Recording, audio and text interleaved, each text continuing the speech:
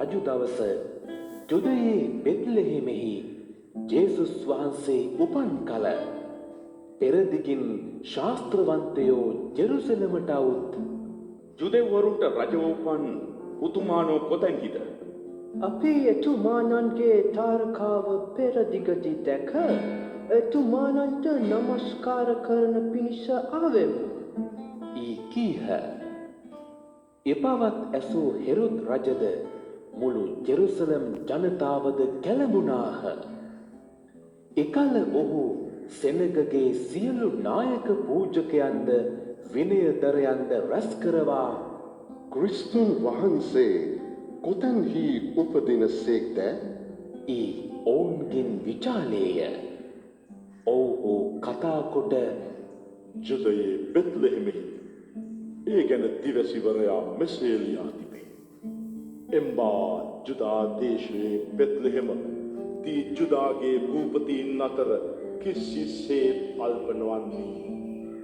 මන්ද මාගේ ඉස්රායල් සෙනග පාලනය කරන මූලිකයෙකු තී කෙරෙන් නික්මෙනු ඇත. ඊ ඔහුට කීහ.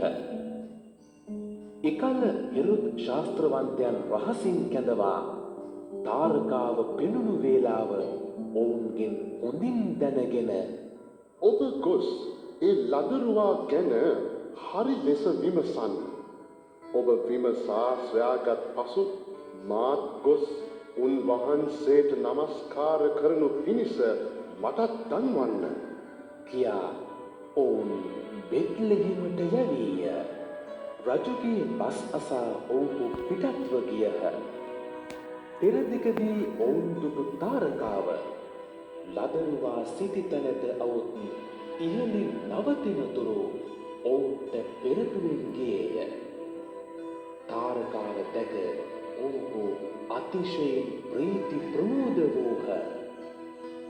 ඔවුහු ගෙට පිවිස ලදරුවා සිය මව වූ මරියතුමී හා සමග සිටිනු දැක පසඟ පිහිටුවා වැඳ සිය කරණු ඇර රන්ද තුවරලාද ගන්ධ රසද යන පඬුරු උන්වහන්සේට පිටුවූහ.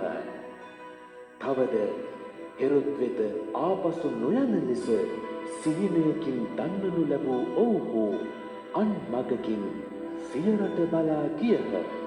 ඔවුන් ගිය පසු සමිදානන් වහන්සේගේ දූතයෙක් සිහිනයකින් ජෝසෙප්ට දර්ශනය වී ඔහු අමතා නැගිට ලදරුවාද උන්වහන්සේගේ මෑණියන්ද රැගෙන මිසරයට ගොස් මා දන්වනතුරු එහි නවතින්න.